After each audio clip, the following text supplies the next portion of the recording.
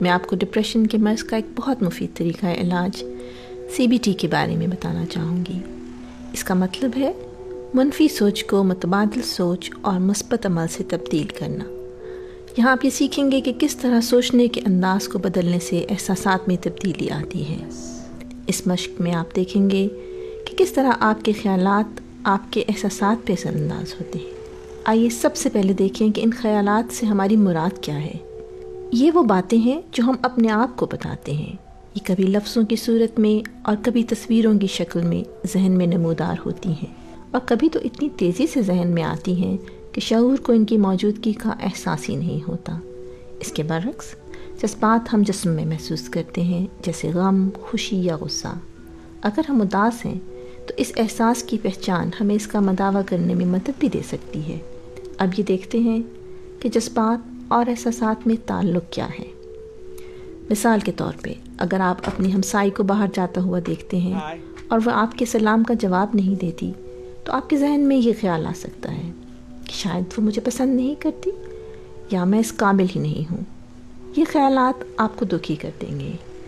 اس کے برعکس اگر آپ کے ذہن میں یہ سوچ آتی ہے کہ ہو سکتا ہے آج اس کا دھیان کسی اور طرف تھا، تو یہ سوچ آپ کو اداس نہیں کرے گی۔ اب ایک اور مثال لیں۔ فرض کریں آپ کو گھر پہنچتے ہی یاد آتا ہے کہ آپ کوئی ضروری چیز بھول گئے ہیں۔ آپ یہ سوچ سکتے ہیں، اوہو میں دودھ لانا بھول گیا، میں بھی کتنا بے وقوف ہوں۔ یہ خیال کہ آپ دودھ لانا بھول گئے ہیں، یہ تو ایک حقیقت ہے، اور اس کا مداوع شاید آپ کو بازار دوبارہ جا کر کرنا پڑے۔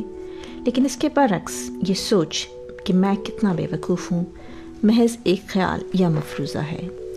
یہاں ایک متبادل سوچ یہ بھی ہو سکتی ہے کہ اور لوگوں کی طرح شاید آپ بھی کبھی کبھی ضروری کام بھول سکتے ہیں۔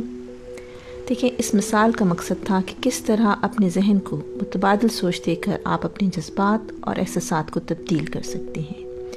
جذبات ایک حقیقت ہیں، اگر کوئی غم والی بات ہوگی تو اداس ہونا قدرتی ہے، مگر منفی خیالات جو حقیقت پہ مبنی نہیں، ان کو کسی حد تک تبدیل کرنا آپ کے بس میں ہے۔ اگلی مشق میں 2 لوگوں کی مثال دی گئی ہے جو اپنے تکلیف دہ خیالات اور سوچوں کو تبدیل کرنے کی کوشش کر رہے ہیں۔ اسے 2 طریقوں سے کیا جا سکتا ہے۔ ایک یہ کہ آپ اپنی عادی سوچ کو متبادل سوچ سے تبدیل کرنے کی کوشش کریں، یا کوئی مثبت عمل کر کے منفی سوچ کی نفی کریں۔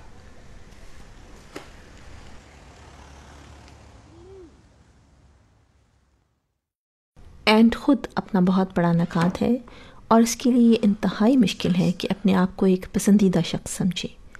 وہ کل رات ایک دعوت سے ہو کر آیا ہے اور اس کی سوچ منفی خیالات سے بھری ہوئی ہے۔ تھیراپی کے دوران چند باتیں اس کو کارآمد محسوس ہوتی ہیں، جن کی وجہ سے وہ روزمرہ کے واقعات ایک نئی روشنی میں دیکھنا شروع کرتا ہے۔ ایک طریقہ جو اسے پسند آیا ہے وہ یہ ہے کہ جب کبھی ذہن میں منفی خیالات آئیں تو وہ اپنے دوست رے سے ان کے بارے میں ایک فرضی مکالمہ کر کے جاننے کی کوشش کرتا ہے کہ رے اس بارے میں کیا کہہ سکتا ہے۔ اچھا یار رے، تم یہ بتاؤ تم ان حالات میں کیا سوچو گے؟ شاید یہ کہ میں محفل کی جان تو نہیں، لیکن یار ایک اچھا دوست ہوں۔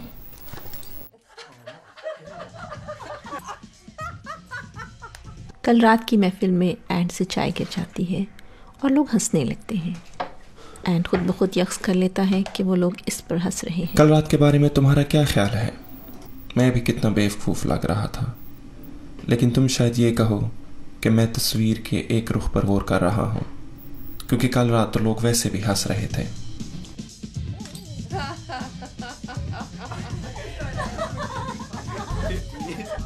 یہ یاد کر کے کہ تقریب میں لوگ ویسے بھی ہنس رہے تھے، اینڈ اپنے آپ کو ایک متبادل سوچ دیتا ہے۔ شاید کل رات کی تقریب اتنی بھی بری نہیں تھی، اور تم بھی مجھے یہی تلقین کرو گے کہ میں تقریب کی اچھی اور پرلطف باتوں پر غور کروں۔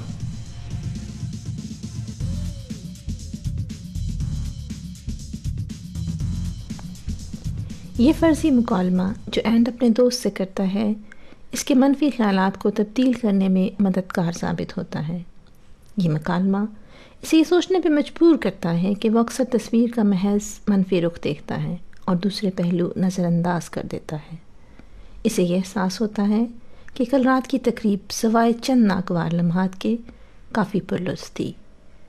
اس مشق سے اینٹ کو محسوس ہوتا ہے کہ وہ محفل میں اتنا تنہا اور بے وقوف نہیں لگ رہا تھا، اور یہ سوچ اس کے منفی خیالات اور اداسی کم کرنے میں مدد دیتے ہیں۔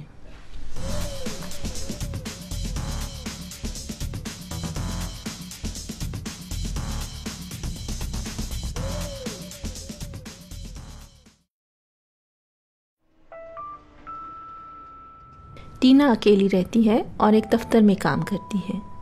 وہ لوگوں سے ملنے جلنے سے اجتناب کرتی ہے کیونکہ اس میں خود اعتمادی کی کمی ہے۔ وہ سوچتی ہے کہ اسے کوئی پسند نہیں کر سکتا۔ ٹینا کہتی ہے کہ وہ دوست بنانا چاہتی ہے، لیکن جب بھی اسے اس بات کا خیال آتا ہے تو اسی لمحے اس کے ذہن میں منفی خیالات آ جاتے ہیں جو اسے دوستوں سے ملنے سے روکتے ہیں۔ حالیہ تھیراپی میں وہ اس بات پہ متفق ہوئی کہ وہ اپنی اس منفی سوچ کا جائزہ لے گی اور کچھ مثبت عمل کر کے اس کو تبدیل کرنے کی کوشش کرے گی۔ وہ یہ جاننے کے لیے کہ کیا کچھ لوگ اس میں دلچسپی لے سکتے ہیں اور اس سے بات کرنا پسند کرتے ہیں، انہیں ٹیلی فون کرنے کا ارادہ کرتی ہے۔ اپنے آپ کو اس کے لیے مائل کرنے میں اس کو کچھ وقت لگتا ہے اور پھر وہ 2 دوستوں کا انتخاب کرتی ہے۔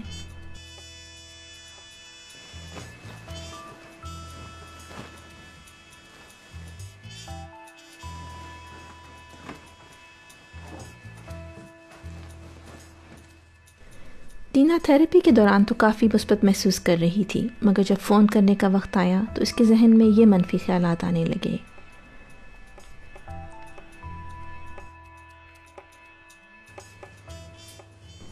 ہیلو، میں ہوں ٹینا۔ میں اس وقت بات نہیں کر سکتی، خدا حافظ۔ چلو ٹھیک ہے۔ لیکن جب حقیقتاً ٹینا فون کرتی ہے تو اس کا تجربہ مختلف اور اتنا منفی نہیں ہوتا۔ ہیلو، میں دینا ہوں۔ دیکھو، اس وقت میں کھانے میں مصروف ہوں، تو میں تھوڑی دیر بعد میں فون کر لوں تو ٹھیک ہے؟ ہاں ٹھیک ہے، کھانا کھا لو تو فون کر لینا۔ اچھا، بائے۔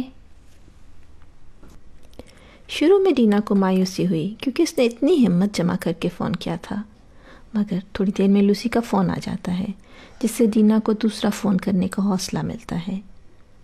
لیکن جب وہ دوسری دوست کو بھی فون کرنے لگتی ہے تو ذہن میں پھر یہ منفی سوچیں آتی ہیں۔